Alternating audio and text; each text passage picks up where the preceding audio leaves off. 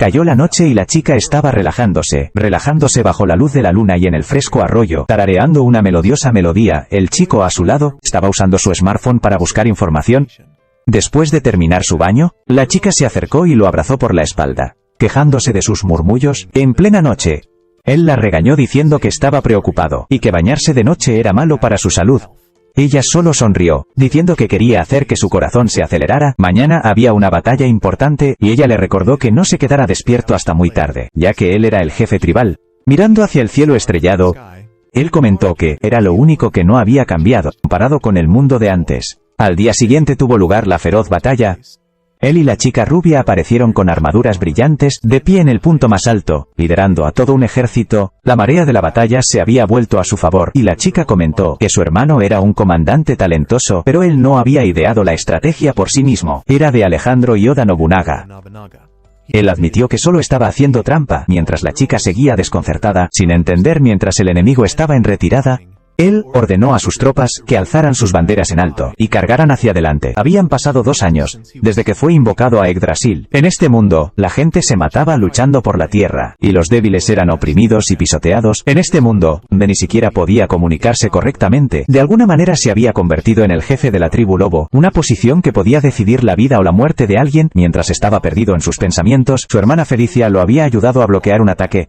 La flecha venía de la tribu Cuerno. Felicia dijo que ella se encargaría de esto. Ella avanzó bailando con su látigo, desviando continuamente todas las flechas enemigas. Él elogió su habilidad, diciendo que merecía ser la reina de esta tierra. Al escucharlo llamarla así, ella pensó que él pretendía desposarla, ya que era rey. Felicia observó que, si la situación aquí era así, el campo de batalla debía ser extremadamente feroz. Yudo se preocupó por Rune, pero se estaba preocupando en vano, ya que era la loba más fuerte, la loba lunar. La tribu lobo levantó sus banderas en alto, anunciando que habían derrotado a la tribu del Cuerno. Rune había regresado.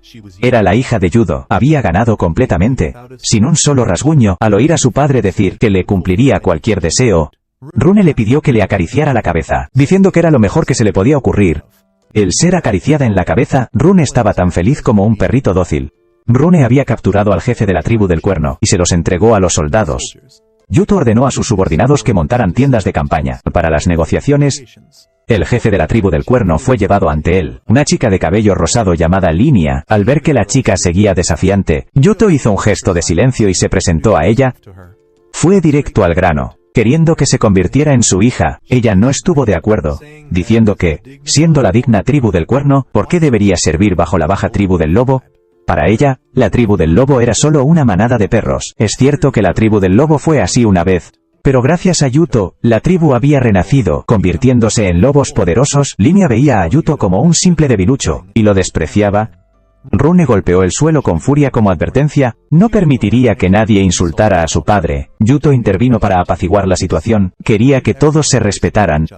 Cuando los oponentes se resisten en situaciones amenazantes, es más probable que acepten a quien les ofrece ayuda, un truco que Yuto había leído en los libros y ahora tenía la oportunidad de poner en práctica. Hizo otra propuesta. Si no quería ser su hija, Linia podría ser su hermana, y esta era su opción final. Como hermana, no tendría que servirle incondicionalmente. Al ver que seguía sin estar dispuesta a aceptar, Yuto advirtió que su ciudad terminaría como Van Town, incendiada con su gente masacrada. En este punto, Linia solo pudo ceder. Después de las negociaciones, Yudo se sentía completamente agotado. Las 2 chicas se sentaron a su lado, consolándolo. Felicia incluso le permitió esconder su rostro en su pecho, para consolarlo.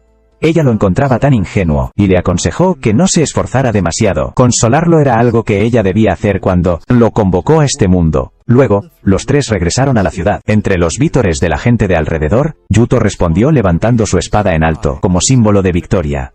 Tomó mucho tiempo regresar. 2 subordinados vinieron a recibirlos, atribuyéndose el mérito de la victoria, porque habían rezado a la diosa. Yuto tenía prisa y pidió irse primero. El de pelo largo lo regañó por ser irrespetuoso con sus mayores. Él era el hermano del anterior jefe tribal, así que quería que Yudo lo respetara. Uto estaba a punto de enfadarse, y Felicia tuvo que intervenir para mediar. Ella se giró guiñándole un ojo significativamente a Uto. Yudo se apresuró a la cima de la torre. El sol ya se estaba poniendo. Usó su smartphone para llamar a su novia en el mundo real, diciéndole que todavía estaba bien. Al escuchar esto, su novia se puso muy contenta y preguntó si Yudo ya había encontrado el camino a casa. Yudo aún no lo había hecho. La chica dijo que esperaría. Ella definitivamente lo esperaría. Felicia observó esta escena desde lejos, con el corazón dolorido. Después de terminar, Yuto se acostó a descansar. Mirando el cielo, supuso que este lugar no era otro mundo, sino simplemente en algún lugar de la Tierra. Las herramientas y la cultura de la gente aquí eran de entre el 13 y el 2000 a.C., la edad del bronce.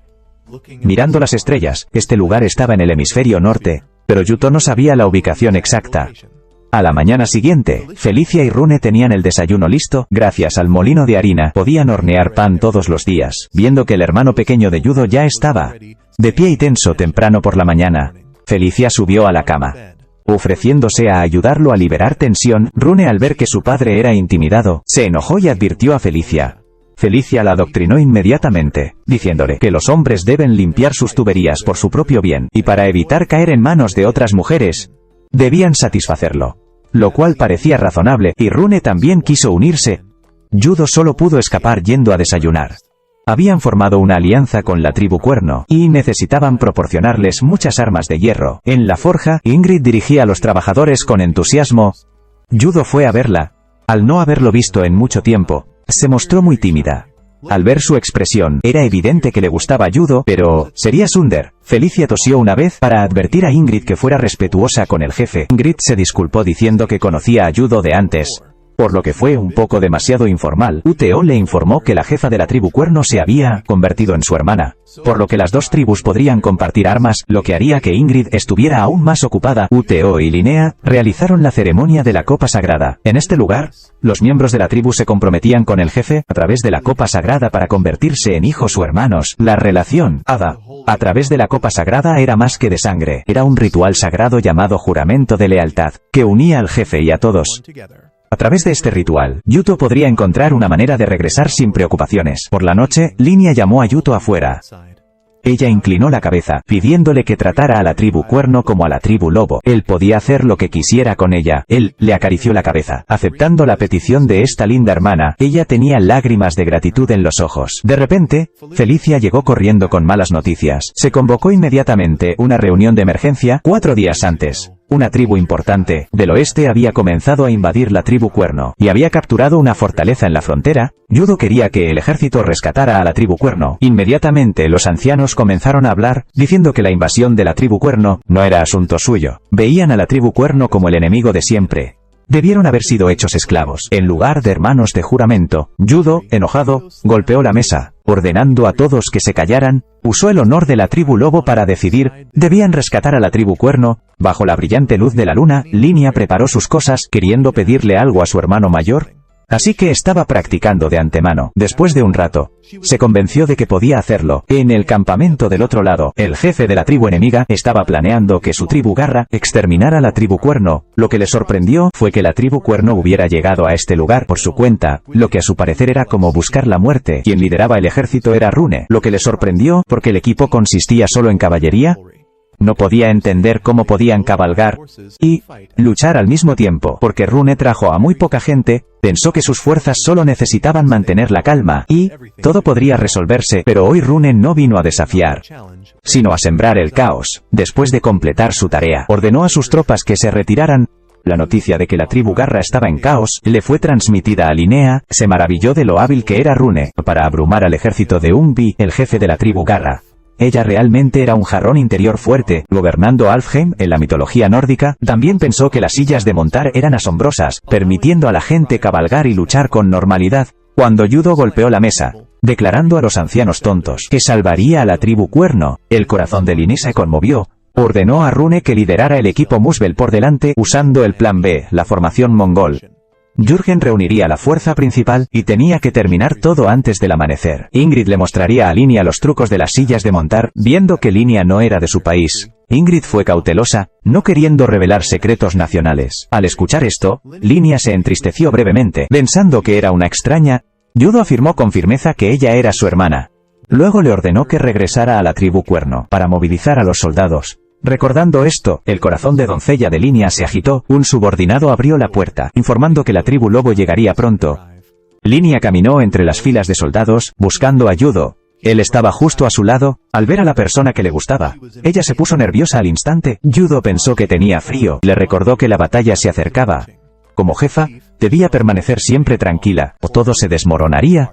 El enemigo estaba a mediodía de caminata, así que Yudo quiso hacer una fiesta de vino para levantar la moral. Acércate al objetivo mientras el enemigo está lejos. Descansa cómodamente mientras el enemigo está cansado, está lleno, mientras el enemigo tiene hambre. Esta era una forma de conservar energía que había aprendido. De todos modos, tenían que comer si no querían luchar con el estómago vacío. Al escuchar esto, Linia lo admiró enormemente. Yudo también había enviado a Rune, su hija de confianza, por delante. Los soldados de la tribu Garra estaban muy cansados, porque no habían dormido en 3 días. Cada vez que intentaban descansar, la caballería de la pequeña Rune irrumpía para atacar. Un soldado corrió a informar al jefe que un ejército se acercaba. Esta vez supusieron que era la fuerza principal. El jefe inmediatamente les ordenó formar filas.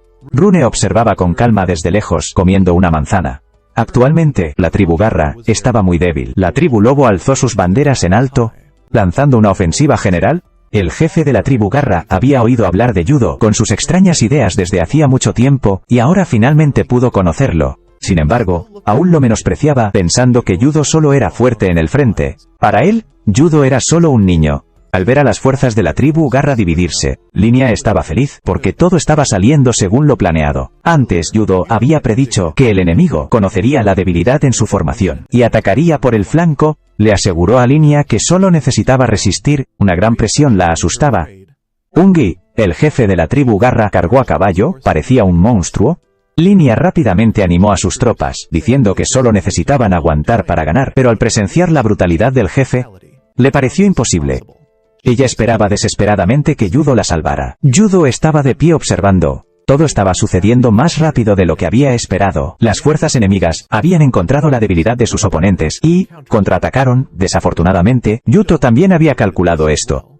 Mientras el jefe de la tribu Garra seguía felicitándose a sí mismo, Yuto había planeado una trampa detrás de Angbi. Rune dirigió a sus tropas hacia adelante, apuntándole directamente anunció su nombre, exigiendo al enemigo que también declarara su identidad. Luego, los dos se enfrentaron en un combate 1 a 1. Rune fue derribada de su caballo por él. Él apuntó su lanza a su cara, diciendo que se encontrarían de nuevo en el Valhalla. En la siguiente batalla, Rune cambió las tornas, desenvainando su espada, cortando la espada de Ungi, luego pidiendo su cabeza.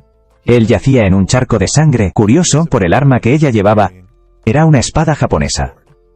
Este mundo era vasto, y se sentía afortunado de haber luchado con una guerrera como Rune. Los dos prometieron encontrarse de nuevo en el Valhalla. Luego, ella levantó su espada en alto, anunciando que había derrotado al jefe de la tribu Garra. Linnea se sentó, lágrimas de alegría cayendo de sus ojos. Los problemas volvieron a Yuto. Incluso cuando fue a bañarse, 2 chicas lo siguieron, insistiendo en protegerlo. Este era territorio enemigo y Rune no se sentía cómoda, dejando a su padre solo con Felicia.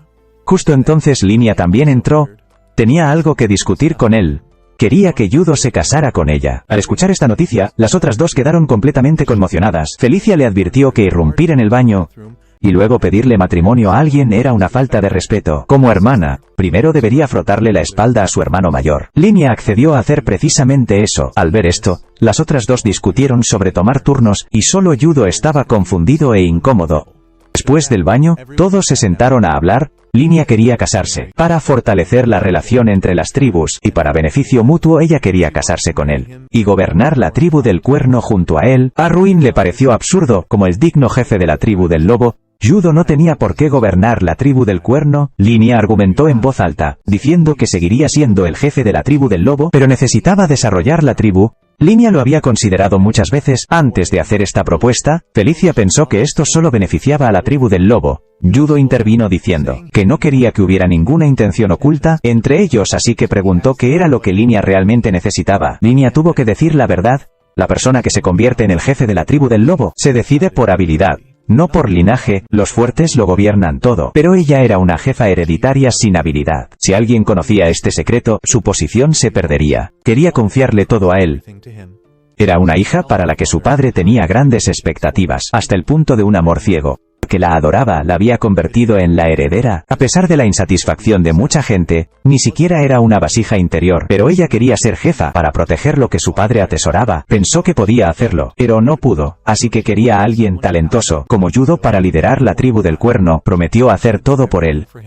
Uto estaba incómodo, y Felicia lo ayudó a salir de la situación. Esto no era algo que pudieran decidir por su cuenta. Tenían que discutirlo con todos en la tribu primero. Linia también se dio cuenta de que había sido un poco precipitada. Uteo y Felicia se pusieron sus ropas ceremoniales. Se quejó de que eran muy pesadas. Desde donde estaba pudo ver que este lugar era muy diferente de Yggdrasil. Si se casaba con Linnea, este pueblo le pertenecería, convirtiéndose en una fortaleza para ayudarlo a convertirse en el gobernante de Alfheim, pero Yudo no estaba de acuerdo. Aunque esto era beneficioso para la tribu del lobo, Felicia quería que se casara con Linia, porque él había hablado con su novia del viejo mundo. Quería poder regresar con tranquilidad. Le preocupaba que él desapareciera. Si se convertía en el jefe de la tribu Cuerno, él se quedaría, porque tendría que luchar con otros países.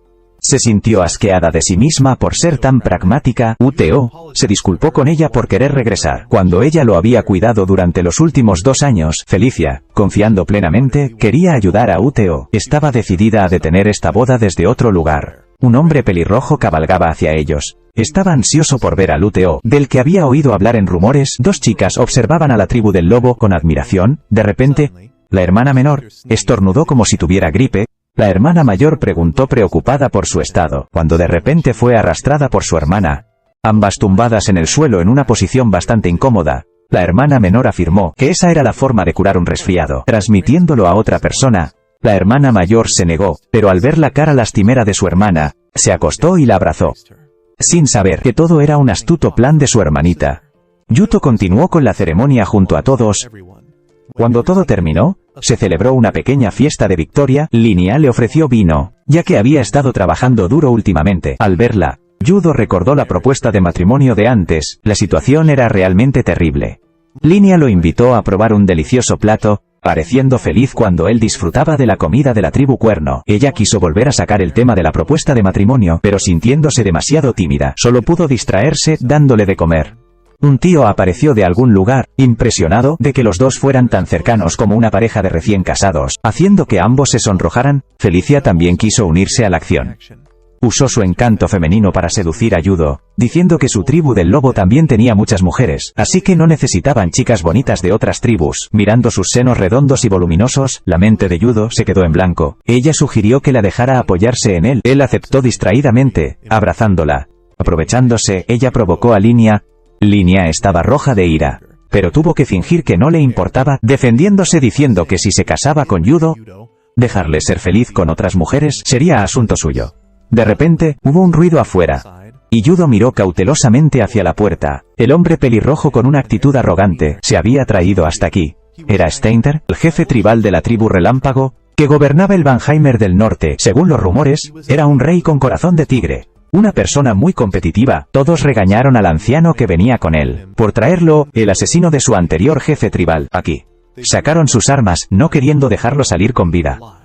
El anciano, detrás de él, un sacerdote del imperio de Asgard que gobernaba Yggdrasil, habló para calmar la situación.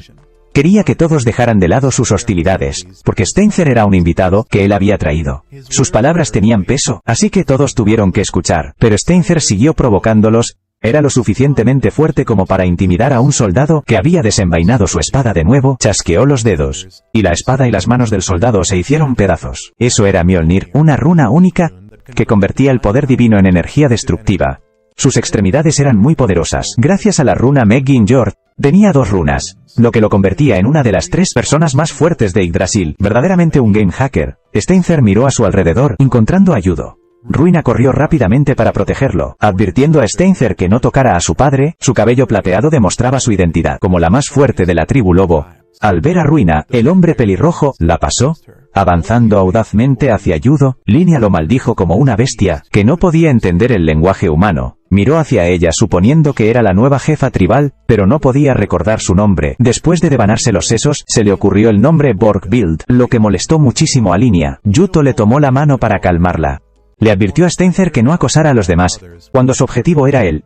Viendo su comportamiento, Steinzer comentó que sabía darse aires. Luego se teleportó hacia él, riendo salvajemente, diciendo que hacía mucho tiempo que no sentía un miedo así. Encontrando a Yudo un joven interesante, le preguntó su nombre, dirección y hogar. Al escuchar el nombre Yuto, se quedó atónito, diciendo que se había memorizado su nombre. Luego se marchó casualmente como una mosca. Las 2 chicas suspiraron con alivio, ya que el peligro había pasado. Caminando por la calle, Steinter se sentía muy emocionado. Uteo era quien destruiría el mundo. Lo encontró muy prometedor. Aceptó la petición del sacerdote. Por la noche, Uteo llamó de nuevo a su novia. Ella lo regañó por estar ocupado, peleando y descuidándola durante 3 semanas. No podía entender por qué él siempre estaba tan ocupado. Le advirtió 3 cosas que debía saber como jefe tribal. Debía informar, comunicarse y consultarla. A pesar de sus duras palabras, derramó lágrimas de alegría porque Yudo seguía vivo. Él se disculpó por no contactarla y hacerla preocuparse. A la mañana siguiente, él y Felicia fueron a recorrer el pueblo, digno de un jefe tribal. La prosperidad aquí también se debía a su invención del papel. Gracias a los comerciantes que negociaban con otros países, su economía había estado creciendo. Las 2 hermanas los habían estado siguiendo por algún tiempo. Yudo notó un lugar que vendía esclavos. Una madre y un niño estaban siendo exhibidos como mercancía. Mirando al niño lamentable, Yudo los compró. Ordenó a los guardias que los llevaran ante él y los trataran con cuidado. Habiendo hecho una buena obra, se sintió aliviado. Después de la batalla con la tribu Cuerno y la tribu Garra, las consecuencias fueron una pila de documentos que debían ser procesados. Aunque muy ocupada, Felicia estaba feliz de ayudarlo. De repente, llegaron mensajeros de la tribu Garra pidiendo una audiencia. Al ver que eran gemelas, Yudo advirtió que no se permitían niños allí. Rune les recordó rápidamente que les había pedido que esperaran en la sala de recepción. Resultó que el par eran mensajeras, ansiosas por ver a su futuro esposo. Las 2 hermanas discutieron sobre cuál de las 2 estaba más ansiosa por conocerlo. Primero, finalmente, la hermana mayor fue empujada hacia adelante para disculparse con Yudo, mientras la hermana menor se quedó detrás, comentando que todo era culpa de su hermana. Comenzaron a presentarse de nuevo. Esta chica de pelo morado era Cristina, la hija biológica del jefe de la tribu Garra, y la chica de pelo azul era Albertina, la segunda hermana mayor. Por orden del jefe Bodvid, habían venido a ser las esposas de Yudo. Todos se quedaron en shock, con la boca abierta. Yudo claramente nunca había aceptado el matrimonio, y las 2 chicas no habían sido invitadas allí. Seeing that they had come all this way only to be rejected, the older sister appeared unwilling, while the younger sister continued to speak ill of her sister, making Albert blush in embarrassment as she sat down on the ground, hoping Yudo would treat her well. Watching them perform their sisterly act, Felicia thought they had been sent here to save their country the trouble. All the bad things said about them were heard by the 2 sisters, as they were also Einherjar. Hearing this, Felicia gently reminded Yudo to treat them carefully. Yudo was resolute. He would not marry these sisters. Chris thought the reason was that Yudo was preparing to marry the Horn tribe. They had good hearing and knew a lot of information. Rather than making them wives, Yudo preferred to make them his daughters. Coincidentally, the younger sister was also not interested in being a wife and didn't want anyone touching her sister. They had come only to test Yudo's intentions. They agreed to be his daughters. They knelt down to pledge, hoping to be accepted. Yudo felt they were still hiding something, but he finally accepted, on the condition that the 2 prove their abilities. Tonight the moon was bright. Under the moonlight, the younger sister wanted to ask if her brother needed her. The brother hugged her, and the 2 ended up lying down together. Princess Linnea was awakened by the call of her subordinate. It was all just her dream. The subordinate reported that Yudo would come to Gimlo. Hearing this, she quickly got up. The carriage raced along the road, and the 2 sisters sang happily. Chris's Vetafalnir rune could eliminate headwinds, while Alber's Hresvelger rune could create tailwinds to push the carriage.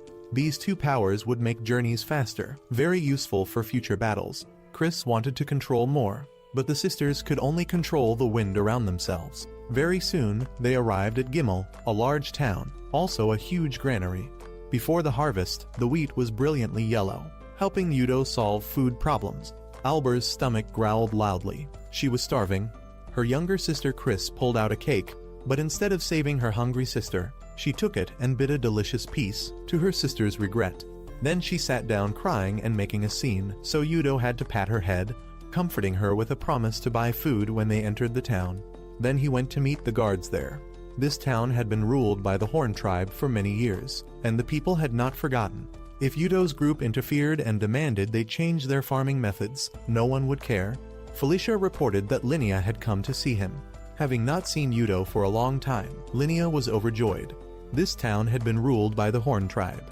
Because she was worried about it, she had come here. That was just an excuse. The real reason was that she wanted to see him, wanted his answer. Felicia reported that the Claw tribe had also proposed marriage to Linnea, and then Albert appeared, cheering in support. The younger sister Chris quickly arrived, claiming she would be the first wife while her sister would only be a concubine. Linnea disagreed, saying the Horn tribe was a country stronger than the Claw tribe, definitely more beneficial for the Wolf tribe. Chris taunted her for being a woman without any confidence. Yuto could only change the subject, asking Linnea about the situation in the town. She was worried that people who didn't know Yuto might not accept the oath between them. This was indeed the case, as the person who had ruled them before was a good person. Yuto had always wanted them to improve their working methods, but they refused. He wanted them to use Norfolk crop rotation, a way of growing different types of plants in groups, preventing soil erosion. Hearing it sounded good, Linnea wanted him to explain it clearly to her. Then she gathered the people, told them about this method, and very quickly the planting areas were divided. There would be people worried about a bad harvest. She wanted him to promise them as a guarantee. They could start tomorrow. Yuto felt lucky to have a sister like Linnea. Hearing this, she hesitantly agreed. At night, she soaked in the bathtub, her heart full of determination. Then she put on a cool outfit and went to find Yuto. He agreed to let her into his room. Then she took off the thin cloth on her body, approached Yuto, and hugged him tightly. She begged him to marry her. Yuto hugged Linnea into the room, but when the image of his girlfriend in the real world appeared, he pushed Linnea away. Linnea was very sad, thinking it was because she had no appeal. Whenever marriage was mentioned, Yuto looked very sad. Around him were all beautiful and cute women. She thought he would not be interested in an ordinary person like her. Yuto complimented her as very beautiful, but he was the Wolf tribe chief and had responsibilities that was just a lie. He banged his head against the wall, then knelt down and told the truth. He couldn't marry her because he already had someone he loved and didn't want to betray her. Linnea could also be a concubine, but Yuto's world did not allow that. He began to tell her the truth. He was not from here, but from another world 1,000 years in the future. He knew many things that people here didn't know. Although somewhat hard to believe, Linnea had to accept it. He had brought technology from the future, so she understood to some extent. Yuto would have to return to his old world, for the girl he loved, so he couldn't love anyone here. Linnea felt very jealous of that girl. Yuto also talked about her, a good girl, a bit talkative, easy to cry, and very scary when angry. He needed to go back for her. Linnea wondered whom the Horn tribe could rely on without him. Yuto saw that the tribe still had Linnea. He was very surprised by what she had done here. Linnea didn't see it that way. She only saw herself as the privileged daughter of a prestigious family. But her father foolishly declared war on the Wolf tribe, then lost, causing suffering to the people. She felt useless. Her job was to follow someone with real power. She didn't know what she should do. Yuto also felt useless, having knowledge that no one in this world had, but just using Lord tricks to steal rather than having any real talent. He always believed his knowledge was correct, but made a big mistake that caused deaths. But he had recognized his flaws to strive forward. He encouraged Linnea to move forward for real strength. He believed she could definitely do it, promising to help her as long as he was in this world. Linnea felt she shouldn't rush to give up pursuing her brother. She removed the cloth covering her body again, ignoring that he already had a girlfriend, and stepped toward him step by step. Fortunately, Chris poked her head in to intervene, reporting an emergency. The Lightning tribe was preparing for war. According to merchants, the Lightning tribe was buying weapons to fight the Wolf tribe. Chris asked Yuto to let her go to the Lightning tribe to spy on the situation. Yuto knew her talent, but still stopped her because this was dangerous work. Chris kicked a chair, causing the sleeping Albert to fall to the ground and wake up, then ordered her to capture Olaf, who was sitting opposite. Quick as lightning, Albert had a knife to his throat before he was even aware. She was very fast, but also very weak, not suitable for fighting on the battlefield, but for escorts or assassinations, she was a master. It turned out that these two girls were sent to Yuto because their skills were too overpowered and caused concern. At this point, he had no choice but to send them to the Lightning tribe. If this mission succeeded, the sisters wanted to pledge to him. They had reached the river at the border between the two tribes' territories. Yuto found that the tribal chief Steinther was like the previous enemy, careless and ignorant. He thought they should cross the river and combat him afterward. He wanted to ask Linnea for help with something only she could do. In the evening, Yuto called his girlfriend again. He reported that he would have another battle. He had to fight back because he was attacked first. His girlfriend wanted him to promise to survive and return. Afterward, Yuto and everyone began the meeting. They didn't understand what Steinther wanted. It turned out that the Lightning tribe and the Claw tribe were allies. Ungvi was Steinther's father-in-law. Perhaps he wanted revenge. Everything for the battle was prepared, just waiting for Christina to contact and report the situation. Since Steinther became the tribal chief, the Lightning Tribe had never lost. They arranged their troops in the traditional way without needing special weapons or cavalry. They had never used traps, only one tactic, charging forward all in. The reason they always won was Steinther, with 2 runes emanating the appearance of a vanguard at the front, crushing the enemy troops, transmitting a sense of righteousness to the troops behind. Yudo couldn't guarantee winning this battle either. Rune apologized for not being as strong as that monster. About 7 years ago, the Lightning Tribe fought with the Snake Tribe. Steinther was only 13 years old, not yet the tribal chief, but had already single-handedly defeated a fortress of 100 people. He just smashed the gate and charged straight in. 3 years ago, with the Claw Tribe, he had fallen into Ungvi's trap, causing the entire Lightning Tribe to be surrounded. But he had broken through the encirclement alone and severely injured the enemy. His ability had surpassed that of an Einherjar, but Yudo still just saw him as an idiot. The Wolf Tribe would not lose to such a person. Very soon, the battle took place. Chris sent a pigeon back with the news. Rune wanted to apologize to her father for her rudeness at that time. Rune was in a match with Yudo. With just one move, she had defeated Yudo. She felt he wasn't worthy of being a guardian. As for Yudo, not wanting to feel ashamed, he had charged forward. He accidentally exposed an opening for Rune to attack, but he saw that Rune was the one with an opening. He used both hands to embrace her, showing an unseemly posture. That's why she dealt him a blow. Today, under the full moon, she remembered the goddess Angaboda, praying for her to watch over her father, bringing victory to the Wolf Tribe. It was time to prepare for the battle. Steinther was also very eager to destroy the Wolf Tribe. His subordinates advised him to wait because Yudo had many tricks and schemes. Upon hearing about waiting, Steinther immediately lost his patience, thinking it would be too boring. His adopted children advised him to listen this time. Steinther raised his hammer high, ordering all troops to advance. Many of his frontline troops had been defeated. The shields were no longer effective because the Wolf Tribe used iron weapons.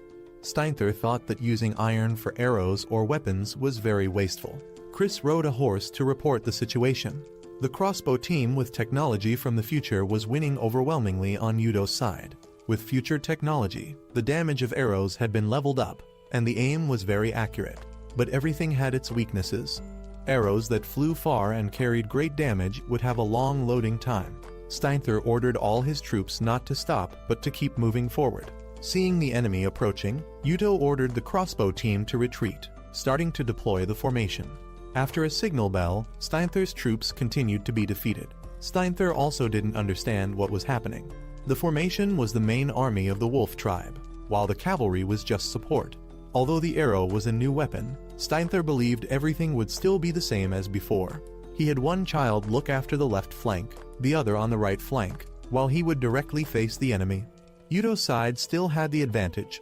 Everything was easier than he thought. He even felt that dealing with the Claw Tribe was harder. He wished Steinther would command the troops. Everything would be as easy as eating candy because he was an idiot. But the Lightning Tribe had another very skilled strategist. Yudo was also aware that this was not a game. He didn't want to give the enemy a chance to counterattack. The signal was given, and Rune quickly received the order. Her team began to attack. Yudo used his familiar harassment tactic, using the formation to counter the enemy. Then the cavalry would attack the flank directly. The enemy had deployed chariots. Rune charged straight forward, one-on-one with the famous strategist of the Lightning Tribe. The two combated fiercely. When Rune thought everything was over, Steinther blocked one of her spears. He found her not bad and wanted her to fight with him. The two combated again.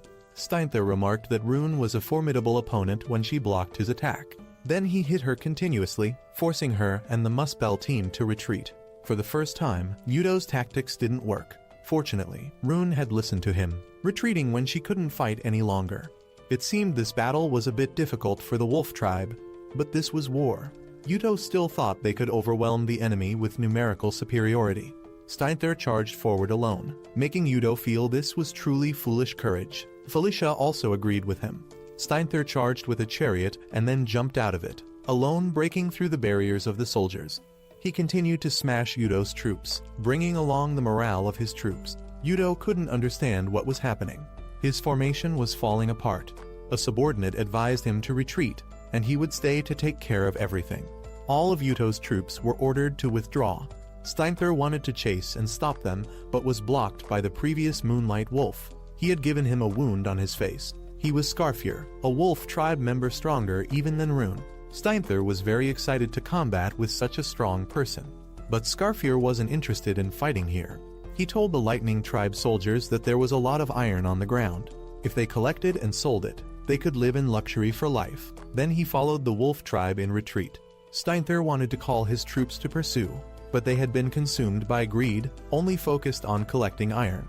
His son drove a carriage over, advising him to rest in the middle of the battle. Looking at the retreating troops, Steinthur was contemptuous. So the Yuto he had been looking forward to was only this much. While eating, bad news came. Steinthur's son had died when confronting Scarfear.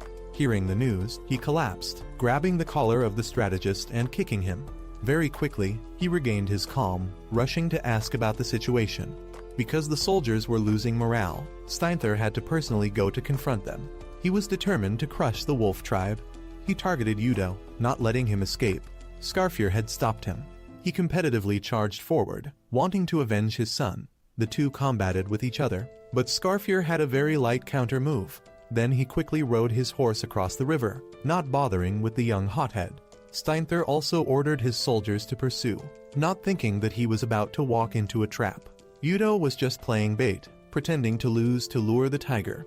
When Steinthur crossed the river, a series of arrows were shot down. Scarfear blocked him at the bank, seeing that he still didn't know his limits.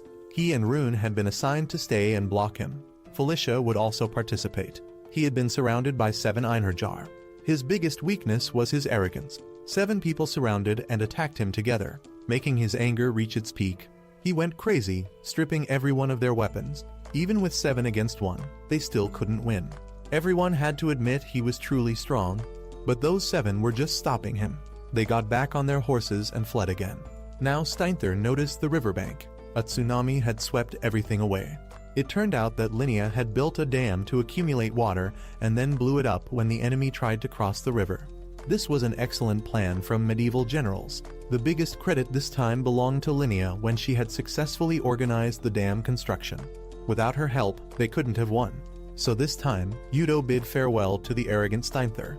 Seeing him, he remembered his own foolish time, so he really hated him. But Steinthur wasn't dead yet, just had some broken bones. In the evening, Yuto called to report the good news of victory to his girlfriend.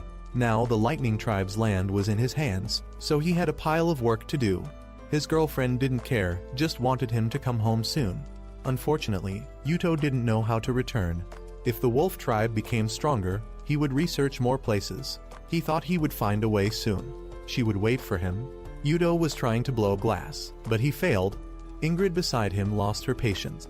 At this rate, they wouldn't be able to create what's called a glass cup. This was harder than Yuto thought. He handed the blowing tube to Ingrid, wanting her to try. Using the tool that Yuto had just used made Ingrid blush with embarrassment. Yuto wanted to get another one, but Ingrid stopped him. Then she tried to hold the blowing tube. Yuto encouraged her to be calm. He would help her hold it steady. Unexpectedly, Ingrid succeeded on her first try. At this rate, they could mass-produce glass. Just being praised once, Ingrid immediately imagined a wedding. Yuto called her back to reality. The little girl was confused, not knowing why she appeared here. Yuto seemed quite concerned about her the other day, so she was allowed to be here. Felicia comforted her, saying she didn't need to worry. If Yuto liked her, they could be friends. Seeing this, the little girl thanked them profusely. Today they gathered here to discuss an important matter related to Yuto. They found that Yuto was someone with both military and political talent, but wasn't arrogant and always worked harder than anyone else. The current success of the wolf tribe was all thanks to him. So he would get to rest, going to the foot of Mount Surtsey to relax. Changing the atmosphere was necessary to chill. Hearing that this was a good opportunity to flirt with Yuto, the girls flared up with killing intent. His girlfriend at home suddenly had a bad premonition to the extent that she almost fell off her chair. Yuto guessed she had a cold, advising her to rest. So the next day, in front of Yuto, the girls proposed a relaxing healing trip. Yuto wanted to refuse because he couldn't chill when everyone was working. Under the determination of his wives, Yuto had to listen. Georgian was assigned to take charge of Ironbitter for a few days. He immediately agreed because this vacation was also very important for the wolf tribe. as long as Yudo was healthy to be the tribal chief. The prosperity of the wolf tribe would be guaranteed for many years to come. Their subtle meaning was that they wanted him not to return. Nothing would guarantee that the wolf tribe would still be peaceful afterward. They had arrived at the resort, a wonderful place with beautiful scenery, wooden houses, and hot springs. When Yudo was soaking himself, the two twin sisters didn't hesitate to jump in with him. The older sister comfortably and carelessly soaked in the tub, not paying attention to Yudo, who was very embarrassed and just wanted her to leave. The younger sister Chris refused, saying they were his guards after all. Yudo felt this was unnecessary. After all, there couldn't be any assassins around. If there were any, they would only be deer and monkeys, which these two basically couldn't deal with. Yudo told Chris to go call Rune, while he would slip away when they left. Unfortunately, it was too late. The girls had already wrapped themselves in towels and were coming over. Chris mischievously whispered in Yudo's ear, so he was reassured. While immersing herself in the hot water, Felicia sighed that this place was truly paradise. Ingrid was still shy, not daring to take off her towel. Linnea had never bathed in hot springs before. This experience was very new and wonderful. And Albert played carefreely like a child. The little girl was still timid. She was a slave, so she felt that going on this trip wasn't very reasonable. Only Yudo was embarrassed, feeling that this life was so unlucky. Chris swam over, telling him to relax instead of staying in one place. Yudo was too embarrassed and jumped to the shore, where Felicia and Rune greeted him. They wanted to scrub his back because they had missed the opportunity before. Finally, he compromised, letting the lovely ladies do what they wanted. So the beautiful sisters knelt before him. They had discussed various ways to take care of him. In the end, they had divided the service positions among themselves. Yudo didn't expect things to turn out like this. Because a king must always know how to defend himself and stay calm. He shouted loudly for the girls to come at him, but after the bath, they had to let him go home. Felicia used her breasts to scrub his back, using her body, which was the only thing a big-breasted girl could do. Because Felicia said Rune could scrape off people's skin, Rune used her mouth to lick and care for Yudo's feet. Yudo scolded Felicia for spoiling his daughter. Seeing that they couldn't stand being defeated, Linnea and Ingrid competitively rushed forward. Having a group of girls surrounding him like this made him unable to endure anymore, causing him to have a nosebleed and faint. After waking up, he had reviewed all the demon ladies. They defended themselves, saying it was because they wanted to repay Yudo. If Yudo already wanted to return, they thought they should do everything they could when they had the chance. Hearing this, Yudo allowed them to take care of him, but they had to be fully clothed and keep a distance. Being permitted, Felicia came up with a new trick, which was to massage him. So the lovely demon ladies took advantage again, messing around on the bed. The little slave girl could only cover her face in embarrassment. After the vacation, the Holy Cup ceremony with the twin sisters had also been conducted. For the first time in his life, Yudo saw a ceremony so noisy. Linnea ran over to congratulate him for adding new members to the family. She reported news to him. The idiot Steinthur was still alive. Nevertheless, there was still no one in the world who could match Yudo. Ingrid had forged a new sword for Rune. Holding the sword, she remembered Steinthur's overwhelming power. Seeing her unhappy face, Ingrid immediately complained. Rune tried to explain, but Ingrid was still irritable, thinking she didn't like what she made. Ingrid wanted Rune to give her an explanation. Otherwise, she would sulk and not make weapons anymore. Actually, Rune was complaining that this weapon wasn't made by Yudo. She wanted him to make it for her. The old katana always reminded her of the feeling of having Yudo by her side, protecting her. She was afraid of having to fight without his protection. Yudo came in with something he wanted to ask of Ingrid. He had found Rune's sword.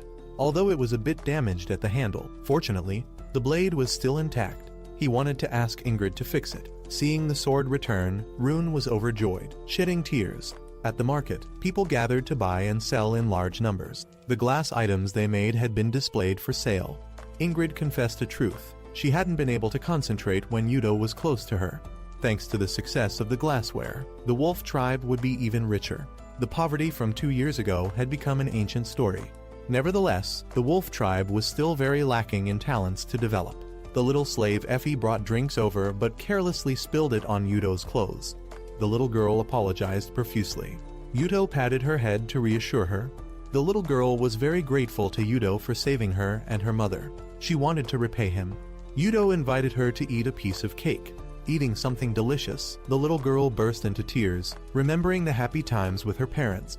Yuto pointed down, wanting to test Effie's reading ability. It turned out the little girl could read, so Felicia brought her a pile of cakes. Yuto had come up with an idea. He would organize teaching. The literacy rate of the wolf tribe was very low. If not addressed, it would be difficult to find talented people. So he would try to teach children from 7 to 15 years old, of course completely free. The wolf tribe would pay teachers, buy books, and provide locations with money earned from glass. It had been 2 years since he arrived. Now he had even planned for after his departure. Felicia recalled that time. She was very sad. In the past, while Felicia was happily playing with the young women and Rune was catching fish in the water, Yuto was sitting next to a blonde young man. The brother remarked that this was a beautiful scene. Felicia showed him the fish she had just caught. The young man warned Yuto that if he wanted to marry Felicia in the future, he shouldn't look at other girls. Yuto argued loudly that he already had a girlfriend. The other guy didn't care and continued to warn that if he made his sister cry, he would kill him. Felicia looked toward them, waving and smiling very happily. The tribal chief called everyone to gather, praising them for their efforts in the previous battle with the Claw tribe. He was very proud. For carelessly leading everyone into danger, he felt very guilty. Seeing the chief bow his head, his brother immediately stopped him, saying that winning against such a strong enemy was thanks to the chief's leadership. The chief told him not to flatter. What the wolf tribe needed now was a young person, a new strong and authentic chief. Then he handed over the wolf tribe chief position to Yuto. Yuto was very surprised. He had clearly said he would return. The chief wanted to take back his words, as he saw that Yuto was the only one who could protect the wolf tribe at this time. Yuto wanted the chief to look at Brother Lopter, feeling he was also very suitable to be chief, turning to him to seek an ally. However, Lopter had turned against him, telling Yuto to stop acting. He saw that Yuto was just pretending not to want to be chief and would agree only when his father begged. Yuto argued back that he genuinely didn't want it. Becoming chief had been Lopter's dream. He had done everything to protect Felicia and the people, to make the country a powerful nation, no less than other tribes. He felt he was just a little bit away from completion, but the dream was snatched by Yuto. He went crazy, drawing his sword to cut him. The old chief stood up to block a blow for Yuto. He coughed up blood and died. Brother Lopter became a patricide. Felicia couldn't believe her eyes. Before dying, the chief had entrusted everything in the tribe to Yuto. When he had saved the wolf tribe and left this world, he wanted him to let Lopter be the chief. Having said that, he closed his eyes. Yuto felt everything was because of him. Without the phone, he was just a kid who didn't understand other people's feelings. Someone like him didn't deserve to be chief. Felicia called him to wake up from the dream. The twin sisters were here. The younger sister blamed that it was because Albert kept asking to meet. After a performance of one throwing and the other catching, they brought the main information. A clan of the Claw tribe, Notun, had been subdued by the Black Panther nomads of the Midgard tribe. The Black Panther tribe had a powerful cavalry. They shot iron arrows from horseback, annihilating the entire Claw tribe. Yuto felt that this happened too quickly. It was impossible. Moreover, was there another tribe that could manufacture iron besides them? Iron was one thing, but with the technological progress of Yggdrasil, cavalry couldn't possibly compete for a few hundred years, unless the saddle technology had been stolen. A person flashed in Yuto's mind. It was Lopter, a young man who once led the wolf tribe, but was no longer here. According to the twins' information, his rune was used to copy technology. Felicia also knew something. 2 weeks ago, he had sent her a message, asking her to leave Yuto and come back to him, telling that he was now the chief of the Black Panther tribe. Felicia also asked to accept all punishments for keeping this a secret. She swore she was only loyal to Yuto. Perhaps Lopter was still angry with him. For now, Yuto would pretend not to know anything, send a letter to congratulate Lopter, and propose an alliance. Felicia would also write a reply letter. The twin sisters would go on a separate mission. Yuto's phone also didn't have much battery left. He called his girlfriend, asking about her day. She perceptively noticed that Yuto was forcing himself to be happy. Indeed, he couldn't hide anything from her. She didn't know if Yuto could fight with Lopter, as he still had feelings after all. Yuto assured her that because he was the chief, when necessary, he would have to fight regardless of who the opponent was. Felicia wrote a reply letter, saying she only followed her only brother, Yuto. Lopter didn't accept the truth, thinking that Yuto was impersonating his sister to write the letter. He thought it was time to take back what Yudo had taken from him. The next day, the Black Panther tribe attacked the Horn tribe. The town of Mirkfir had been captured. At this point, Yudo had to fight. He ordered Felicia to summon soldiers to protect the Horn tribe. It would take them a few days to reach Mirkfir. Yet as soon as they had gathered the troops, the enemy had come to attack first. They had used the hit and run tactics that Yudo had applied to the Claw tribe. So Yudo didn't know whether to fight or not. Felicia suggested waiting for Rune to come, but the enemy wouldn't wait. A barrage of arrows flew toward them, forcing them to hide behind cars. Felicia couldn't believe the enemy could shoot from such a distance. If not for the metal car, perhaps they would have been gone. Yudo's side wasn't easy either, using crossbows to respond. Seeing the difficulty, the enemy troops retreated. Yudo realized they were just the vanguard. When they joined the main force, that would be the real battle. The commander returned, reporting the situation to Lopter. He detailed everything. In just half a year, Yudo had been able to develop the country to this extent. The girl beside Lopter admired that he was indeed young and talented. Lopter saw that this wasn't Yudo's real talent, but just a lord's trick, so this time would be his playground. A herd of enemy horses charged again to counterattack. They had been surrounded, fallen into a trap. Lopter's troops completely overwhelmed in numbers. Lopter thought Yudo relied too much on the phone. If he knew the calculations in advance, he found it too easy to deal with. He ordered his troops to charge again. From behind the cars that seemed like goods, a series of arrows from Yudo's side were shot out. It turned out that the things in the cars weren't goods but shields, maintaining the advantage that could make the enemy willingly approach. Yudo had to admire that Lopter was indeed very good, but he had also tried hard over the past half year. All of Lopter's plans had been grasped in the palm of his hand. Yudo's troops took down a series of enemies. Yudo thought if he died, he would definitely go to hell. The girl beside advised Lopter to retreat, but he was still very stubborn. He saw that they could win if he used her power, Sijin. She quickly understood. News reported to Yudo that the enemy was gathering in one place. Something was very strange. Yudo sensed that something around was changing. Soldiers who had fallen also stood up.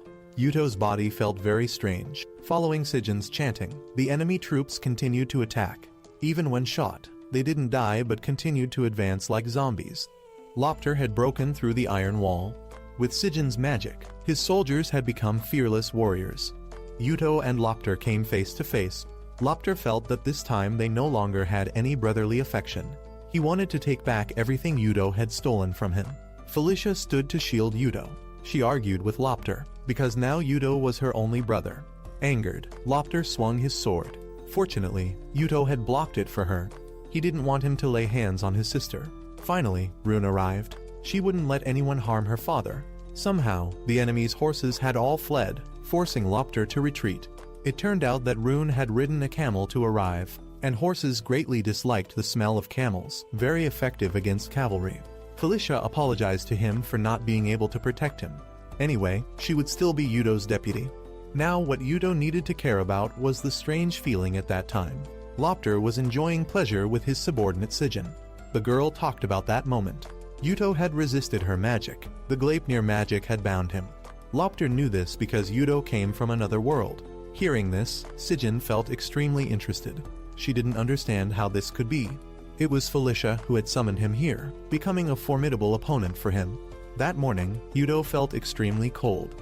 He guessed winter must have arrived. The wind blew, causing Felicia's skirt to lift up. But Yudo didn't pay attention to her feminine wiles, only urging her to move quickly because it was cold. Felicia wasn't satisfied. She had clearly tried to let her brother see a hot scene. Because it was quite cold this morning, Yudo's office had been prepared with a heater, making his soul burst with summer sunshine. Yudo invited Felicia to sit together, as he had asked Ingrid to make it a bit more compact. As soon as she sat down, Felicia felt a burst of happiness. This heater was heated by coal, not electricity, very similar to old-time heaters. The problem was that sitting here while working made it very easy to get sleepy. Just as he finished saying this, Felicia sitting beside had already dozed off. Yudo took the book from her hand, feeling that having a day like this occasionally wasn't bad. At school, the class had ended. Now everyone was going home and chatting happily. Effie still sat still in one place, unable to communicate with the surrounding friends. The twin sisters were also very happy to sit in the heater. Effie brought drinks over. Yudo's group started to rest a bit after work. Yuto invited Effie to have cake. The little girl felt it wasn't appropriate because she was working. Yuto invited her to rest with them. People resting together would be great. Albert pulled the little girl's hand, inviting her to join. Although she couldn't make friends, when Yuto asked, the little girl still lied that the friends were very nice to her. However, the next day, Yuto and Chris came to school to observe Effie. Yuto felt this was also his responsibility. Chris thought he was a father obsessed with his daughter, who would beat to death any guy who dared to flirt with his daughter. Very quickly, Yuto realized that Effie was isolated. Chris asked for permission to intervene. She and Albert both enrolled in school. According to the introduction, these two had ignored their youth to pledge to become Yuto's daughters. The teacher hoped the students would treat them well. After creating a commotion, Chris chose a seat. She chose to sit next to Effie. During class, Chris continuously gave orders to Effie, causing the student sitting behind to be displeased. Chris returned to report that the class was ruled by a school boss. That girl had instructed the other students to ignore Effie, because Yuto had accompanied her when she enrolled and seemed close to her. Yuto thought he was just being friendly, but that unintentionally made the other girls jealous. Everyone wanted his attention, and he only cared about Effie, so the school boss didn't like it. Yuto sighed helplessly. Chris would become the new school boss, changing Effie's position in the class. If Effie was close to the new school boss, the other students wouldn't be able to ignore her. Chris guaranteed everything would be fine. The next day's class ended, and a red-haired girl invited a friend to visit her home. But everyone had gathered around Chris. Chris invited everyone to come to her house, and the friends followed very happily. Only Effie and Albert stayed behind. Effie went to the red-haired friend, extending her hand to invite her to come play. The girl refused. In the end, thanks to Effie's sunshine smile, she shed tears, holding Effie's hand to go play together. Chris returned to report that everything had been resolved. Albert was still happy because she wouldn't have to go to school anymore. But Chris had said everything would still continue. Albert screamed in tears because she didn't want to go to school. Yuto called his girlfriend to wish her a Merry Christmas. At Yuto's current time, Jesus Christ hadn't been born yet. In this world, Yuto felt there was nothing he could give as a gift. His girlfriend thought what was important was still the heart. If he wanted a gift that was both sentimental and givable, she advised Yuto to just make it himself. Yuto thought this was a good idea. Yuto's phone had run out of battery. Turning off the phone, his girlfriend worried, not knowing who Yuto was giving gifts to. Ingrid went to Yuto's room to give him a beating. Seeing this scene of domestic violence, Felicia sighed that the two were very close. Ingrid left in anger. Today Yuto had said he wanted to blow glass, but he had forgotten, making her angry. On the way, the two met Rune. She demanded to go along as a guard. Yuto changed the subject, not letting her follow, telling her not to come. Sister Albert also wanted to go. Fortunately, the perceptive younger sister had stopped her. At the workshop, Yuto presented the design. He wanted to make some weird things. Felicia's and Rune's birthdays were coming up. He wanted to give them something handmade. Ingrid was upset again, as she lost her day off because of this. After a bit of coaxing, she calmed down. She saw this as a good opportunity to make Yuto see her as a woman. She learned from Felicia to use feminine charm, but unfortunately, Yuto still didn't respond. The two sisters were watching, guessing that Yuto was inventing new technology. Finally, the product was completed, but the work was all done by Ingrid. Yuto felt it wasn't nice to say this was something he made. Ingrid encouraged him. She used the excuse that it was hot to expose her clothes. Yuto put his hand on her shoulder, saying he had something to tell her since there were only the two of them now. Yuto wanted her to be more feminine, wanted her to know she was also a woman.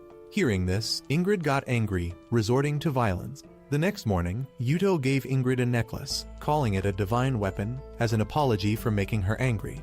He also wanted her to dress a bit prettier in the future. Ingrid was very happy with the gift.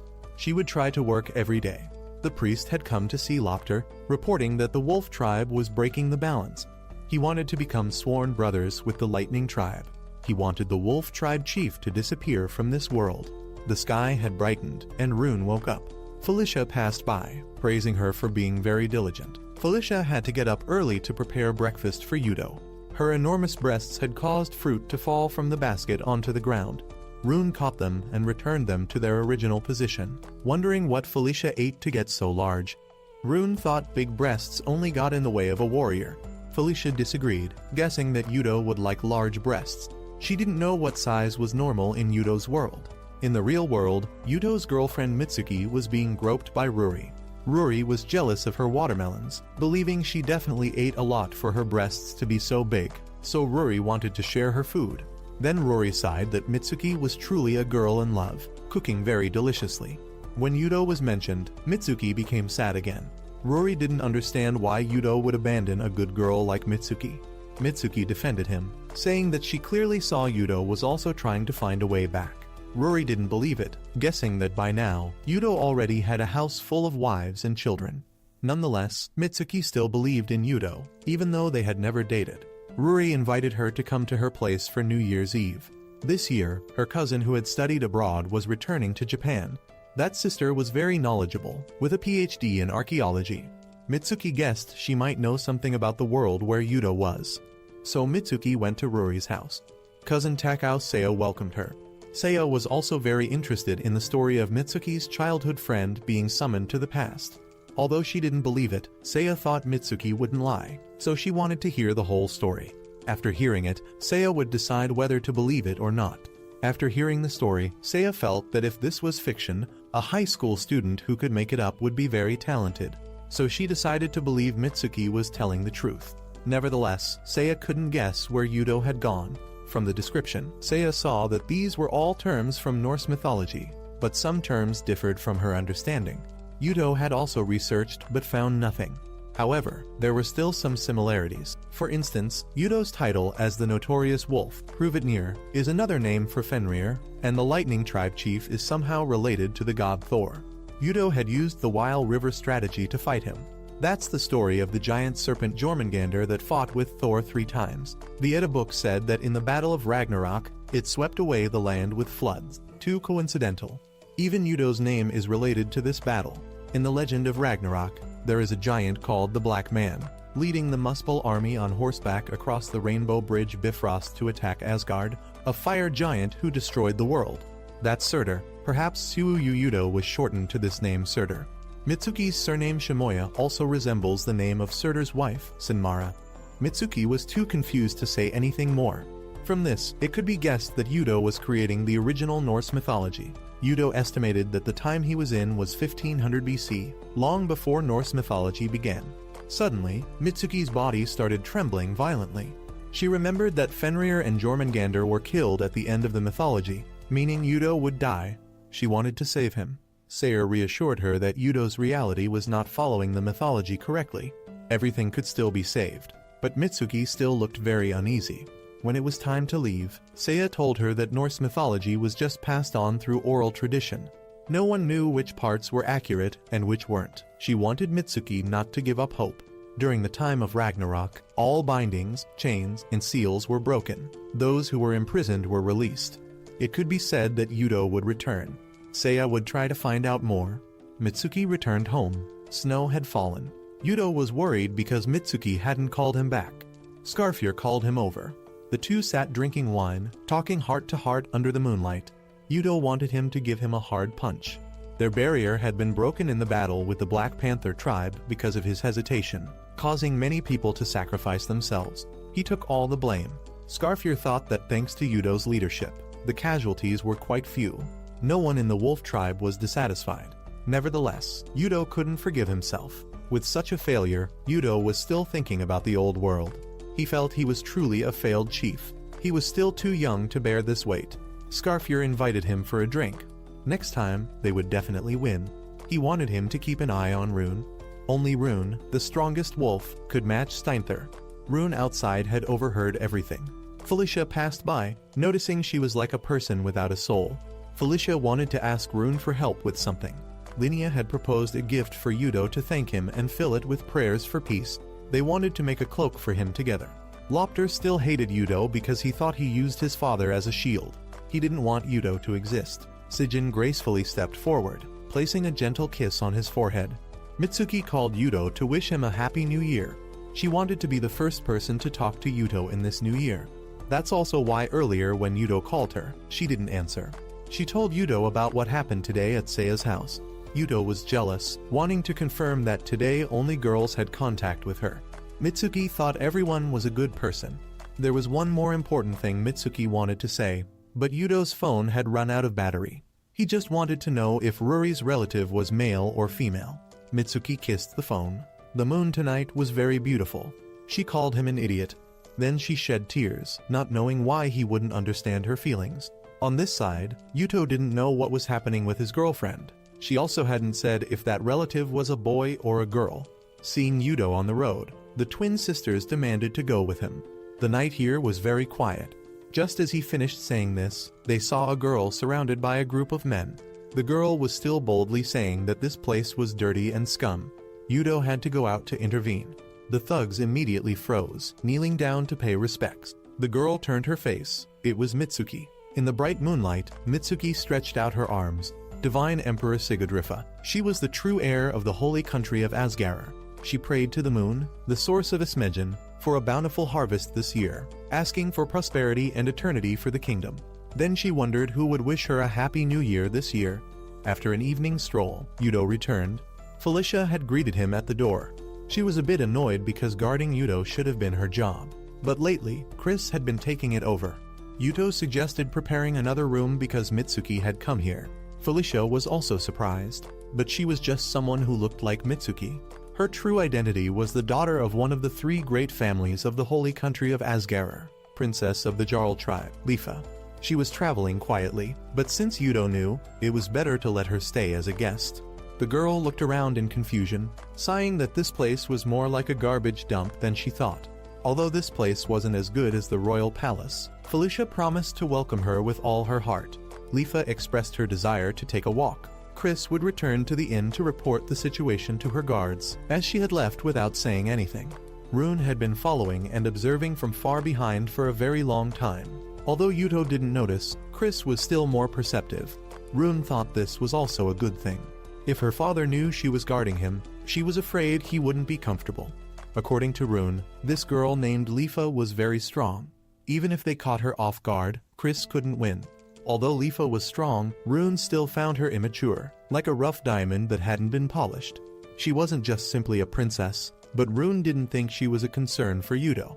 Lifa was admiring the scenery, finding it hard to believe that Yuto was the black man. The next morning, Lifa caused a commotion at the forge, demanding to enter. The guards tried to stop her, but she wouldn't listen. Yuto ran over, telling her that this place had to be kept secret from other tribes, so she couldn't enter. Looking at Lifa's face, identical to his girlfriend's, Yuto wavered momentarily. Ingrid pushed the door open, stepping out, seeing a face exactly like Mitsuki's. She was no less surprised. She didn't expect her friend to have arrived here too. Yuto explained this wasn't Mitsuki. Seeing the famous blacksmith Ingrid from rumors, Lifa quickly rushed over to hold her hand. This was the third time this princess had been mistaken for someone else. She didn't understand where Mitsuki came from. Yuto had to change the subject, saying Mitsuki was quite far away. Lifa then asked about what Ingrid had said, about Mitsuki coming to this world. Yuto had to reveal the truth that he came from another world. At that time, he had looked into a divine mirror made of elemental copper, then was brought to this world while Felicia was performing a deep divine spell called Gleipnir. So Lifa guessed that in this world, there was also another elemental copper mirror. Yuto was very surprised by her knowledge. Her empire was very good at researching elemental copper and mystical magic. Yuto was excited to know more, but Lifa wanted her hungry stomach to be filled first. She picked up a hamburger and gnawed on it eagerly, sighing that this dish was very delicious. After eating their fill, everyone began to talk. Yuto was looking for a way to return. Lifa looked at Felicia, not feeling that she emitted much divine power, even lower than a mage. Not to mention twin mirrors, Felicia's power wasn't enough to summon a person. Lifa was also a mage, the best mage in Yggdrasil. Yuto had also searched for famous mages, but he had never seen the name Lifa. Lifa cast a spell making Yuto unable to move to prove her ability. She was just demonstrating her power. Like Steinther, she also had 2 runes. Felicia was surprised that in this Yggdrasil, there was another person with 2 runes. On her first day here, Lifa's identity had already been exposed. Actually, she was the 13th divine emperor of the holy country of Asgarer, Sigurdrifa. Felicia knelt down, apologizing for her lack of knowledge. Yuto also apologized, begging to be released from the immobilization spell. There are 2 main types of spells, those with internal effects, and those with external effects. She had just used the raising spell with internal effect. An external effect spell was needed to counteract it. But she was very poor at external spells, so she didn't know how to release this. Her spell would wear off after 1 week. Yudo begged Felicia to save him, but unfortunately, she couldn't either. Only Sijin, the Witch of Mjolnir, could. That's Sijin from the Black Panther tribe.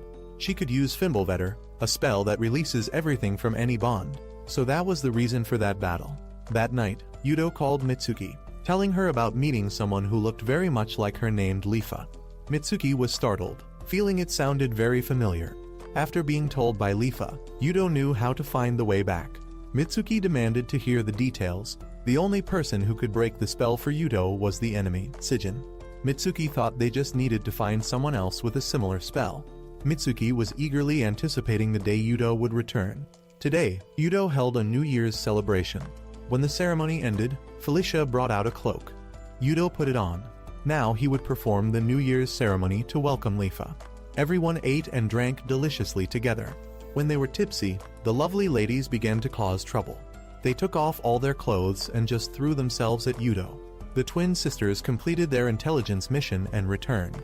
8,000 troops from the Lightning Tribe, led by Steinther, had set out to attack the Wolf Tribe. Even Chris had lost her vigilance. 12,000 of Yudo's troops were assembled. Before going into battle, Lifa wanted a reward for Yudo. She kissed him on the lips. She said she would wait for news of victory. The first fortress had fallen. Yudo thought it was time to use Han Zin's tactic of luring the tiger away from the mountain. Rune took care of the right flank. Scarfear led the left flank. Steinther's troops took to the field like an arrow. Steinther led the way, carrying a strange weapon. He opened an umbrella made of iron that blocked all crossbows. Then he threw the umbrella up, successfully breaking the surrounding wall. Yudo had already planned for this contingency. Seeing the Lightning Tribe's progress was too fast, Felicia began to suspect. The Lightning Tribe troops had also been equipped with iron weapons. It was possible that the Lightning Tribe and the Black Panther Tribe had collaborated. Yudo's second line had been broken. It was time for him to deploy the Kuyaku formation, deploying troops in 2 rows and then luring the enemy in to destroy them. The enemy had fallen into the wolf's fangs. Steinther still didn't retreat, ordering all troops to move forward. Rune appeared, stabbing and wounding Steinther's horse. Yudo thought victory was already in hand.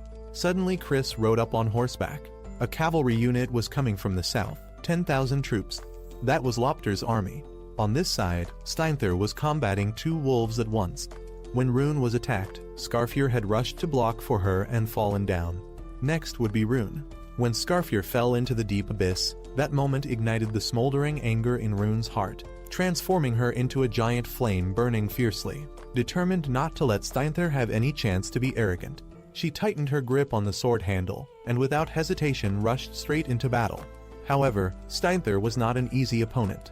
He swung his giant hammer, creating a swirling sandstorm, each grain of sand flying hazily, wrapping around Rune, obscuring her vision and making breathing difficult. She spun around, swinging her sword repeatedly into the whirlwind, each slash tearing through the air. But Steinther was still like a wild, crazy beast, continuously delivering hammer blows heavy as thunder. Rune had to frantically maneuver, avoiding each fatal blow by inches. Steinther grinned ferociously, raising his hammer to finish her off when his son rushed over to report that the Black Panther tribe's forces had crossed over to attack the Wolf tribe. Hearing this, Rune immediately awoke.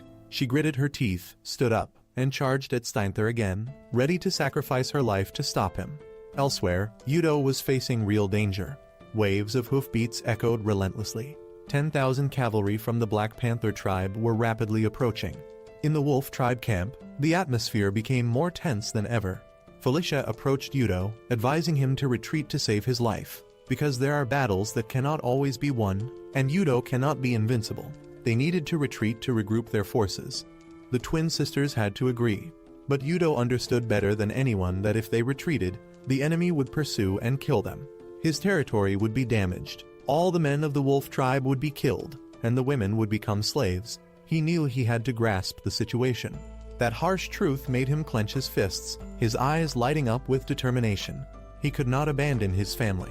Meanwhile, Lopter, the leader of the Black Panther tribe, was confident to the point of arrogance, believing he knew all of Yudo's schemes. He incited his soldiers, stirring up hatred so they would rush into battle with crazy determination. Yudo calmly calculated. He could not call Rune back to disperse his forces. Then suddenly a bold and risky plan flashed in his mind. The battle erupted, the earth and sky shaking from the sound of hooves and the harsh clash of weapons.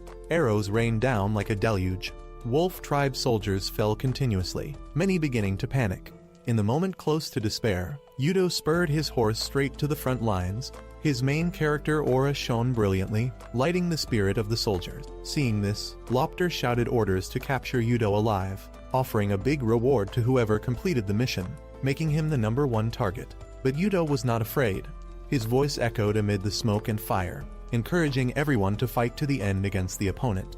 The words rang out like thunder, igniting courage in everyone's hearts. The morale of the wolf tribe surged strongly, counterattacking fiercely, pushing back the panther tribe forces.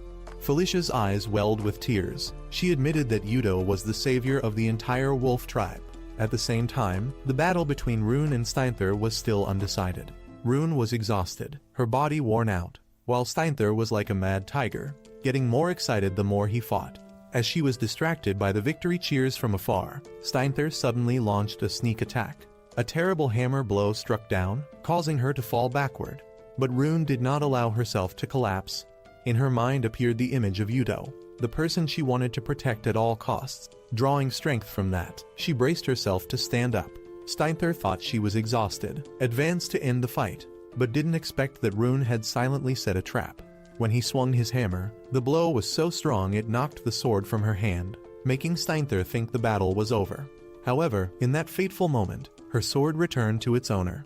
Rune spun around, using a flick that caused the sword to bounce back, piercing straight into Steinther's stomach. His eyes bulged in extreme pain. Cheers echoed across the battlefield, signaling that Yudo's plan had succeeded. The Panther tribe was driven into a death trap. Steinther clutched his wound, admitted defeat, and retreated. Rune immediately went to find Skarfir. Fortunately, he was still alive after the terrible fall. Meanwhile, the Panther tribe troops were scattered and fleeing, while Lopter was furious because of the failure. He ordered Sigyn to clear the path, then rushed to where Yudo was.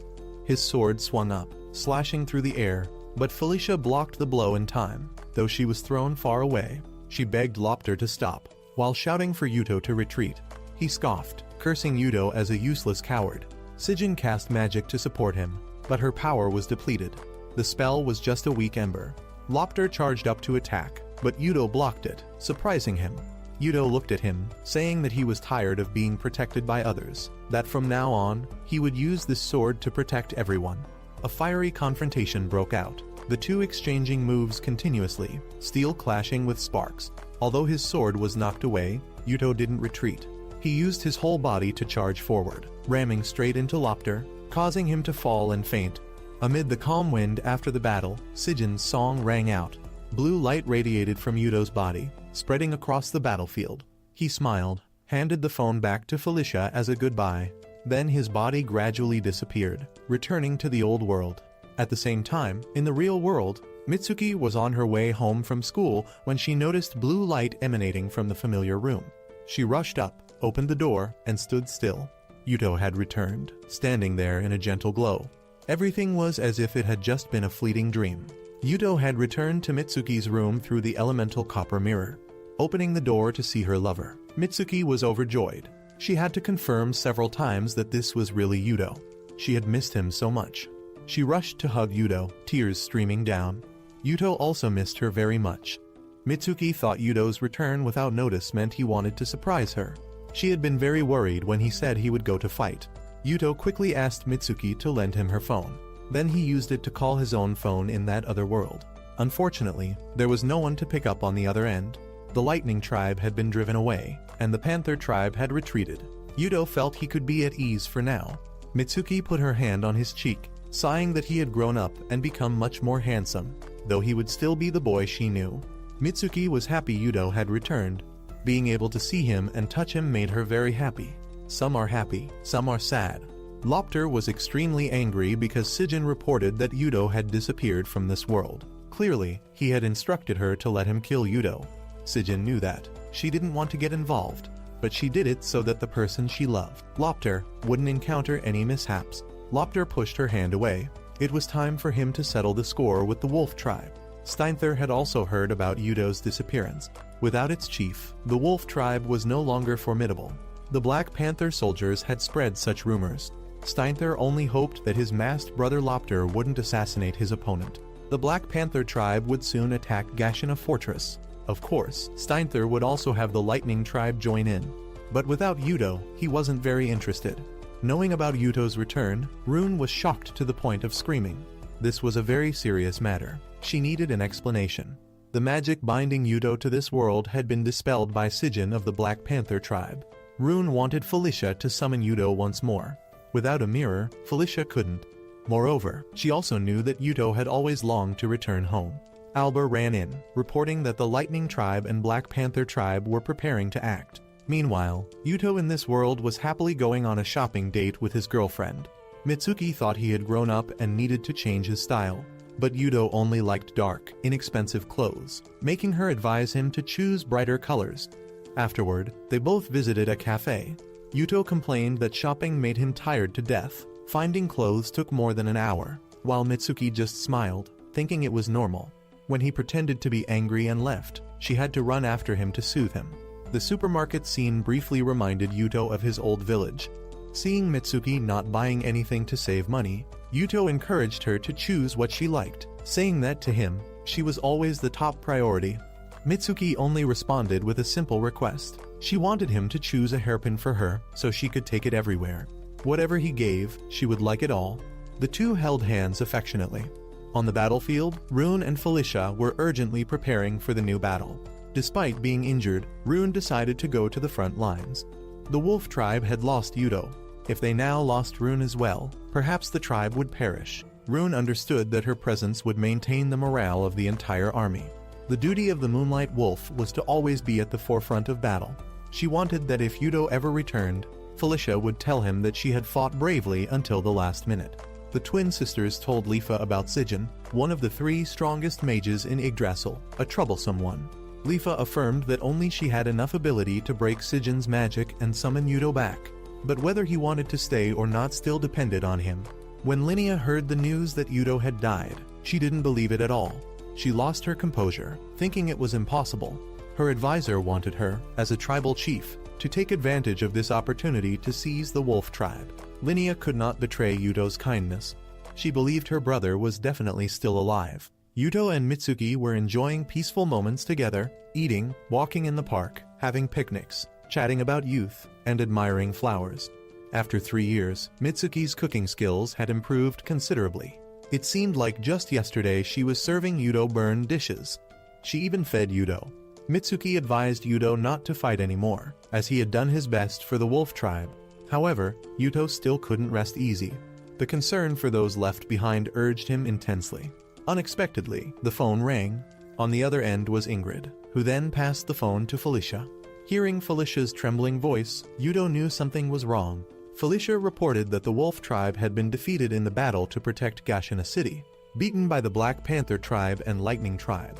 Everyone had just barely escaped to Ironveer. Rune also spoke up, saying she was injured but still okay, while apologizing for the failure, not only giving the entire fortress to the enemy, but also causing many people to sacrifice themselves. Felicia tried to stay calm, but tears kept falling. Yudo wanted to suggest something. Yudo asked if he could be summoned back to Yggdrasil. Felicia replied that Lifa could do it, but everyone would respect his decision. Because everyone was family, they all wanted Yudo to be happy. Felicia sobbed, being hugged tightly by Rune for comfort. After pondering for a while, Yudo chose to stay. Later, Mitsuki invited Yudo to the temple where he had once been transported. Here, she expressed that she knew he still longed to return to Yggdrasil. Yudo was surprised, worried that would hurt her, but Mitsuki just smiled and advised him to do what he truly desired.